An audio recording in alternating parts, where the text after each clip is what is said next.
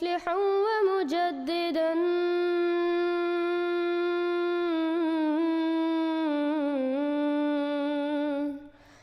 فارنوا بنظر طاهر وجنان.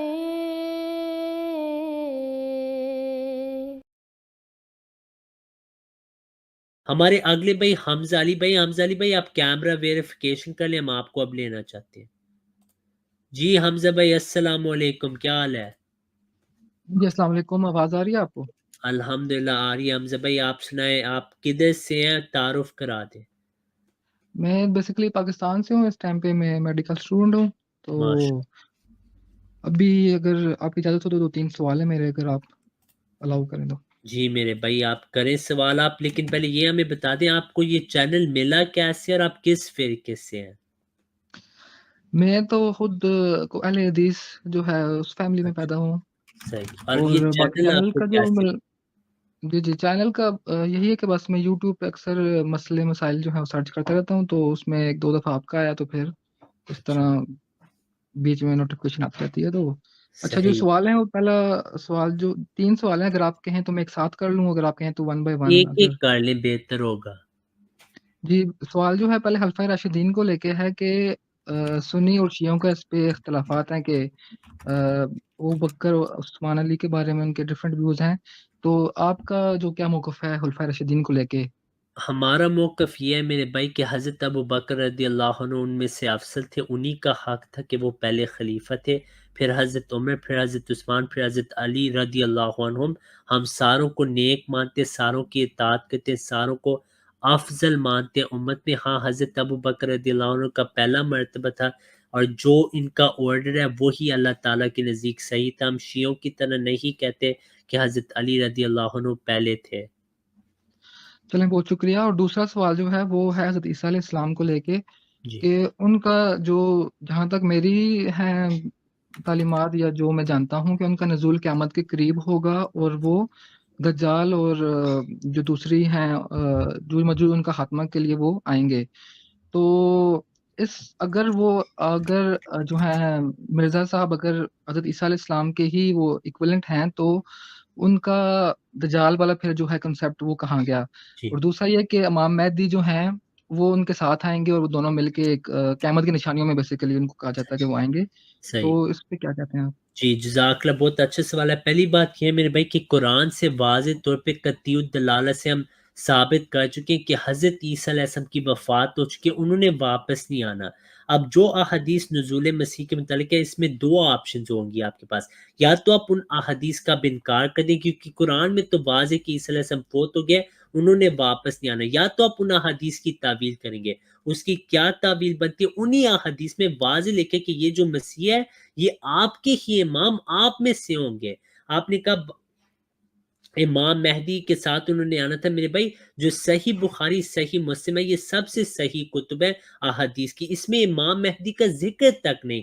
وہاں پہ یہی لکھے کہ وہ مسیح جو ہوگا وہی امام ہوگا.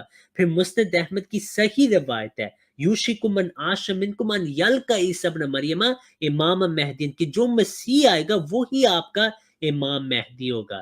تو صحیح احادیث سے ثابت ہوگی کہ مسیح اور مہدی ایک وجود ہیں. جہاں تک یہ سوال کہ دجال کا خاتمہ، یاجوج ماجوج کا خاتمہ، میرے محترم بھائی پہلی بات یہ کہ ان پیش گوئیوں پہ پہلے آپ کو نظر ڈالنی چاہیے گی. آپ کو ساری دجال کی روایات کو دیکھنا پڑے گا، پھر ہی آپ کو دجال کی مکمل سمجھ لگ سکتی ہے. اور یاجوج ماجوج کی بھی آپ کو دیکھنا پڑے گا. جیسے آپ نے ابھی کہا کہ وہ یاجوج ماجوج کا خاتمہ کریں گے، یہ صحیح بات نہیں، کیونکہ اس صحیح مسلم کی حدیث میں نبی صلی اللہ علیہ وسلم کے الفاظ ہیں کہ حضرت عیسیٰ علیہ السلام کو اللہ بتائے گا لا یدانی لأحد بقتالہم، کہ یاجوج ماجوج کو کوئی قتل نہیں کر سکتا. تو آپ دور کی طرف جائیں اور وہاں پہ دعا کریں. پہلی بات. جہاں تک دجال کا ذکر ہے، دجال اور یاجوج ماجوج اصل میں ایک ہی قوم ہے. شاہ ولی اللہ محدث دہلوی کا بھی یہی عقیدت ہے کہ وہ ایک ہی حیثیت سے ہے، اور ان کا بروز بیسکلی یاجوج ماجوج کا دجال کی صورت میں ہو جائے گا. تو اس کا کیا مطلب ہے؟ دجال ان کی روحانی یعنی سیاسی نہیں، دجال ان کا مذہبی رنگ ہے، اور یاجوج ماجوج ان کا سیاسی ہے.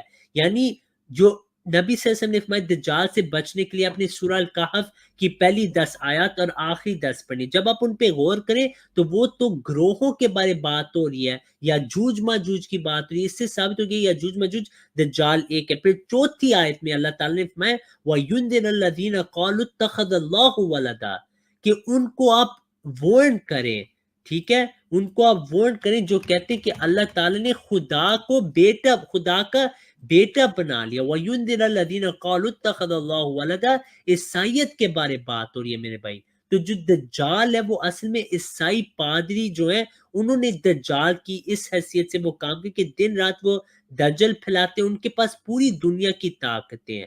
تو دجال اصل میں عیسائی کی مذہبی حیثیت کا نام ہے، اور جو یاجوج ماجوج ہے وہ ان کی دنیا داری حیثیت سے جو یہ رشیا اور ویسٹرن نیشنز ہے. آپ دیکھیں قرآن میں غیر المغضوب علیہم ولا الضالین کا ذکر ہے. یہ سب سے دو بڑے فتنے قرآن میں. دجال کا کیوں نہیں ذکر؟ قرآن میں نہیں ذکر، لیکن نبی صلی اللہ علیہ وسلم نے سورۃ الکہف پڑھیں اگر آپ نے دجال سے بچنا ہے، وہاں عیسائیت کا ذکر ہے. قرآن میں لکھے کہ سب سے بڑا فتنہ عیسائیت ہے، حدیث میں کہ سب سے بڑا فتنہ دجال ہے. خود نبی صلی اللہ علیہ وسلم نے اس کی جو ڈسکرپشن دی وہ عیسائیوں کی ڈسکرپشن ہے کہ وہ ایک زنجیرے میں پکڑے ہوئے تھے چرچ کے اندر. یہ بھی عیسائیوں کی جو نشان ہے، عیسائیوں کے نشان ہے، ٹھیک ہے. پھر کہ سورۃ الکہف میں عیسائیت کا ہی ذکر ہو رہا ہے، تو یہ واضح ہے کہ یہ عیسائی قوم جو آخر زمان میں پھیلنی تھی اور ان کے ذریعے سے لوگوں نے گمراہ ہونا تھا، یہی دجال، اور اس کا خاتمہ تلوار سے نہیں ہونا تھا. نبی صلی اللہ علیہ وسلم نے فرمایا انا الماہی الذی یمحی بی الکفر، میں ماہی ہوں جس سے سارا کفر مٹ جائے گا. لیکن آپ کے بعد بھی کفر رہا، تو دلائل کی بات ہے کہ جو مسیح آئے گا وہ دلائل کے ساتھ صلیب توڑے گا. یاجوج ماجوج کی جو مذہبی حیثیت ہے عیسائیت اس کو ختم کر دے گا دلائل کے ساتھ. ہاں جو ان کی دنیا داری طاقت ہے وہ قرآن وہ حدیث میں واضح کہ اس کو قتل نہیں کیا جائے گا، وہ اپنے آپ کے ساتھ جو ہوگا وہ ہوگا، مسیح کا نہیں. یعنی ان کے درمیان جو لڑائیاں ہوں گی وہ ہوں گی، مسیح کو کہا گیا کہ آپ نے ان سے نہیں قتال کرنا.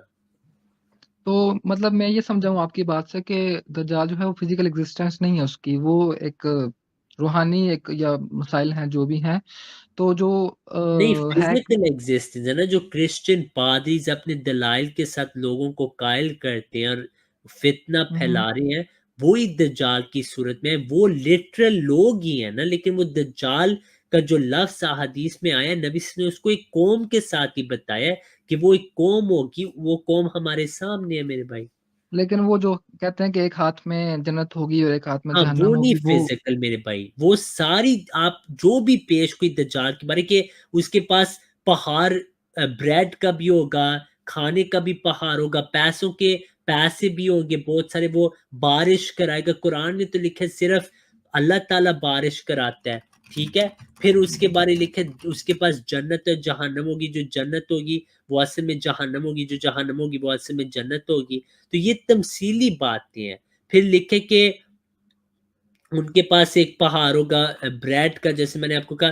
پھر ان کے یہ بھی ہے کہ ان کے پاس ایک نہر ہوگا پانی کا، ٹھیک ہے. تو یہ ساری چیزیں حقیقت میں نہیں آپ لے سکتے. نہ صرف یہ، اس میں یہ بھی ہے کہ ان کا ایک بہت بڑا گدھا ہوگا جس میں لوگ بیٹھ کے وہ ایک سے دوسری طرف دنیا میں ایسے جائیں گے جیسے ایک سٹیپ ہوتا ہے، اور وہ پوری دنیا کا 40 دن میں سفر کر سکتا ہے اس گدھے کے ساتھ. کیا وہ حقیقی گدھا ہوگا؟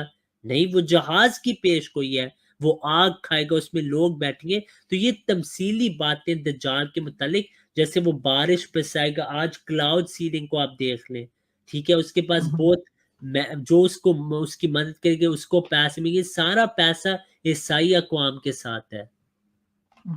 چلیں. اور جو تیسرا سوال ہے کہ ہر نبی کا کوئی نہ کوئی معجزہ ہوتا ہے، تو اگر ہاں، آپ اس چیز کا وہ کرتے ہیں کہ مرزا صاحب نبی کے رتبے پہ تھے، تو ان کا معجزہ کیا ہے؟ اور دوسرا جو مین سوال ہے جو میرا کہ اگر وہ نبی تھے تو میں جب اسکول کالج میں پڑھا تھا تو ہم نے بکس پڑھی تھیں کہ آپ کی بکس میں ایک لینگویج جو یوز ہوئی ہے جو ایک عام انسان نہیں کرتا استعمال، تو وہ لینگویج کو پھر آپ کیسے جو ہے ڈیفینڈ کرتے ہیں اس چیز کو اوکے. لے کے؟ پہلی بات یہ میرے بھائی کہ جو آپ نے پہلے سوال کیے وہ میں معجزہ. بول دوں. معجزہ، ہاں جی. تو دیکھیں معجزہ کی تعریف پہلے ہم کریں گے نا. معجزہ کس چیز کو کہتے ہیں؟ کیونکہ جو کفار ہیں وہ آج تک کہتے ہیں نبی صلی اللہ علیہ وسلم کوئی معجزہ نہیں لائے. یہودیوں نے عیسیٰ علیہ السلام کو ہر وقت کہا آپ کوئی معجزہ نہیں لائے. تو پہلے تو معجزے کی تعریف کرنی پڑے گی. اس تعریف کے مطابق میں آپ کو 1000 مثال مسیح موعود سے دکھا دوں گا. پہلی بات، جہاں تک لینگویج ہے میں آپ کو یہ پوچھتا ہوں کیا یہ اچھی ہیومن لینگویج ہے کہ آپ کسی کو بندر اور سور کہہ دیں؟ نہیں مطلب ایک اچھی اخلاق میں نہیں استعمال ہوتا لیکن یہ. نبی صلی اللہ علیہ وسلم نے کہا ہے، قرآن میں لکھا ہے میرے بھائی. تو اس کا مطلب ہے آپ کی ابھی سوچ غلط ہے اور آپ نے اس کی تصحیح کرنی ہے. جو اللہ تعالیٰ ہے وہ اپنے انبیاء کو بعض سخت الفاظ کہتے ہیں بعض مخالفین کے لیے جو کہ حد سے تجاوز میں بڑھ گئے. قرآن میں یہودیوں کو بندر سور کہا گیا ہے. نبی صلی اللہ علیہ وسلم نے بعض یہودیوں کو کہا تھا اے سور اور بندروں کے بھائی. ٹھیک ہے، نبی صلی اللہ علیہ وسلم نے بعض اور بھی سخت الفاظ استعمال کی جب ان کا موقع تھا. تو یہ حضرت مسیح موعود نے جو بھی لفظ استعمال کیے ہیں نا وہ آپ کو قرآن حدیث میں وہی الفاظ مل جائیں گے. قرآن میں دنیا دار لوگوں کو کتا کہا گیا ہے کہ ان کی مثال کتوں کی مثال ہے. کیا آپ کے نزدیک، آپ تو کہتے یہ اچھی زبان نہیں، لیکن قرآن میں ہے میرے بھائی. تو اس کا مطلب ہے آپ کی سوچ اصل میں غلط ہے. مثالیں دی جاتی ہے، بعض یہودیوں کو گدھوں کی مثال دی ہوئی ہے. تو یہ آپ نے تھوڑا اپنی جو سوچ ہے نا اس کو درست کرنے کی ضرورت ہے کہ بعض اوقات سخت الفاظ بعض مخالفین کے لیے استعمال ہوتے ہیں. جیسے جو دن رات نبی صلی اللہ علیہ وسلم کو گالیاں دیتے تھے ان کو مسیح موعود علیہ السلام نے فرمایا کہ یہ خنزیر کی طرح ہو گیا ہے. اب مولوی کہتے ہیں انہوں نے ہمیں خنزیر کا، حالانکہ وہاں پہ بات ہی عیسائی پادریوں کی ہو رہی ہے جو دن رات آپ صلی اللہ علیہ وسلم کو گالیاں دیتے تھے. ان کے مطابق تو قرآن میں لکھے وہ حرامی ہے. چلیں یہ تو مطلب جواب جو ہے وہ قابل سننے کے قابل ہے. باقی جو معجزہ ہے اس پہ آپ کا میں نے صحیح سے مطلب مجھے نہیں جواب ملا کہ کیا آپ نبی کریم صلی اللہ علیہ وسلم کا معجزہ تو جو ہمارے نزدیک ہے یا آپ کے نزدیک ہے وہ قرآن پاک ہے. بالکل. لیکن باقی ہر نبی کا معجزہ تھا وہ ایک ان کا ہاں جی، جیسے تو نبی میں صلی اللہ علیہ آپ وسلم کے کو بارے میں ہے حضرت کہ انہوں مرزا نے غلام احمد چاند علیہ کو السلام بھی کے 2 ٹکڑوں 3 میں کیا. معجزات بتا دیتا ہوں. ٹھیک ہے، 3 معجزات میں آپ کو ان کے بتا دیتا ہوں. ایک معجزہ ان کا یہ ہے کہ اس زمانے میں بہت سارے عرب علماء تھے. سعودی عربیہ میں، دمشق میں، فلسطین میں، ساری طرف علماء تھے. آپ علیہ السلام نے سورہ الفاتحہ کی تفسیر لکھی. آپ نے ساروں کو چیلنج کیا. تمام علماء پاک ہند پوری دنیا میں جو علماء تھے اپنے اشتہار شائع کیے، ہر عالم کے گھر پہنچایا کہ دیکھیے میں تفسیر لکھی سورہ فاتح کی، اگر آپ اس سے بہتر تفسیر عربی زبان میں لکھیں میں اپنی ساری کتابیں جلا دوں گا اور آپ کی بیعت کر لوں گا. ساتھ انہوں نے وہاں لکھا اللہ نے مجھے بتا دیا منع مانی من السما کہ میں نے آسمان میں منع کر دی کہ کوئی اس سے بہتر لکھ سکے تفسیر سورہ فاتح کی. کسی نے نہیں جرت کی. جنہوں نے کوشش کی وہ خود ٹاؤن میں ہلاک ہو گئے. یہ ایک بہت بڑا معجزہ ہے. دوسرا معجزہ ایک بندے کو ریبائز ہو گئی تھی. ٹھیک ہے، وہ ایک ایسی ڈیزیز ہے کہ 100% لوگ مر جاتے ہیں. جب اس نے مسیح موعود کے لیے دعا کے لیے لکھا، ہاسپٹل سے خط آ گیا nothing can be done for عبد الکریم کی کچھ نہیں ہو سکتا، اب عبد الکریم نے مرنا ہی ہے. لیکن مسیح موعود علیہ السلام نے اس کے لیے دعا کی اور اللہ نے ان کو جواب دیا کہ انک انت المجاز، کہ آپ کو ہم نے یہ دے دیا اجازت کہ آپ شفاعت کریں. آپ نے اس کے لیے دعا کی اور وہ ہیل ہو چکا تھا. ہم نے ان کے رشتہ داروں کے انٹرویو کیے ہیں جن کے ذریعے سے ان میں جماعت آئی ہے. یہ دوسرا معجزہ ہو گیا. تیسرا معجزہ جو میں آپ سے ذکر کرتا ہوں وہ چاند سورج گرہن کا نشان ہے. نبی صلی اللہ علیہ وسلم نے فرمایا میرے مہدی کے لیے یہ 2 نشانات ہوں گے. علماء نے مخالفت کی کہ اگر آپ سچے امام مہدی تو یہ چاند سورج گرہن کہاں پہ ہے؟ تو آپ نے دعا کی، اللہ نے آپ کو بتایا یہ چاند سورج گرہن ہوگا رمضان میں ہوگا. نبی صلی اللہ علیہ وسلم نے فرمایا صرف ہمارے مہدی کے لیے ہوگا. جب وہ ہوا علماء خاموش تھے. پھر طاعون آیا، آپ نے دعویٰ کی کہ اللہ نے میرے سے وعدہ کہ میں اس طاعون میں نہیں مروں گا، میرے مخالف مریں گے. آپ کے سب سے بڑے مخالفین اس طاعون میں مرے ہیں اور آپ کی اللہ نے حفاظت کی ہے، دن رات آپ کی حفاظت کی ہے. اگر آپ جھوٹے ہوتے نعوذ باللہ اللہ آپ کی حفاظت نہ کرتا، نہ آپ کو ایسی تائید دیتا، نہ آپ کی مدد کرتا، نہ آپ کی پیش گوئیاں پورا کرتا. ٹھیک ہے، پھر ایک اور آپ کو بتاتا ہوں معجزہ. خلیفہ اول کے بیٹے فوت ہوئے، مخالفین ہنسے کہ آپ کے بیٹا اس وجہ سے فوت ہوا کیونکہ آپ نے مسیح موعود کو مان لیا. آپ علیہ السلام کو اللہ تعالیٰ نے بتایا کہ اب اس کے خلیفہ اول کے بیٹے ہوں گے اور وہ عبد الحی ہوں گے. اس میں پیش گوئی میں ان کا نام پھر مسیح موعود نے خلیفہ اول نے عبد الحی رکھا. اس پیش گوئی میں اللہ تعالیٰ نے مسیح موعود کو فرمایا کہ اس کے जिस्म पे फोड़े होंगे, थोड़े निशानात होंगे और ये ज़िंदा रहेगा और ये नहीं मरेगा।